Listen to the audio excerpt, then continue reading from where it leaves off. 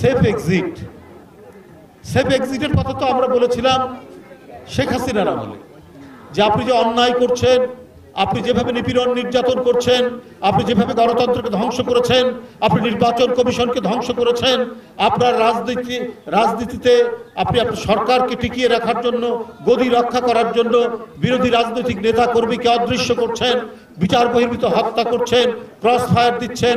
এই নীলফামারীতে আমাদের প্রায় 4-5 জন ছেলেকে এই অঞ্চলের একজন মন্ত্রী ছিলেন, তার নির্দেশে আপনার বিচার বহির্ভূত হত্যা করা হয়েছিল, শুধুমাত্র তারা আন্দোলনে সংগ্রামে গণতন্ত্র ফেরানোর অঙ্গীকার নিয়ে যারা সেদিন আন্দোলন করেছে তাদের লাশ পাওয়া গেছে রাস্তার ধারে, খালের ধারে, নাহলে পুকুরের ধারে। হয়েছে না?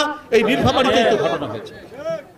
একজন মন্ত্রী যিনি একজন সাংস্কৃতিক ব্যক্তিত্ব, যে আমাদের সাংস্কৃতিক ব্যক্তিত্ব একজন বেবি নাজনীন, তো সে কি কখনো দেখেছেন তাকে যে কোনো অমানবিক কাজকর্ম করতে?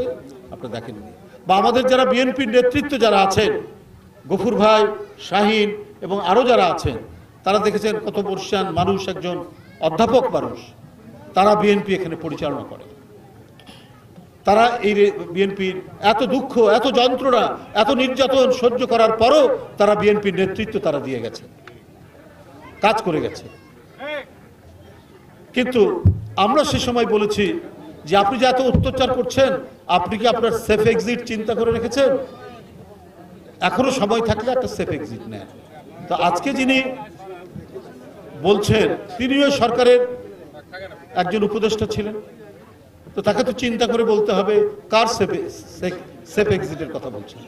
যদি কোনো ব্যক্তি অন্যায় করে থাকে, সে যদি দুর্নীতি নয় মহা দুর্নীতি করে থাকে, টাকা পাচার করে থাকে, অপরাধ করে থাকে, হত্যাকাণ্ডের সাথে যুক্ত থাকে, তার সেফ এক্সিট দরকার। আপনি তো সরকারের উপদেষ্টা ছিলেন, আপনি বলেন কারা কারা এই ধরনের অন্যায় অপরাধ করেছে, তাদের সেফ এক্সিটের কথা তখন তারাও চিন্তা করবে, জাতীয় চিন্তা করবে।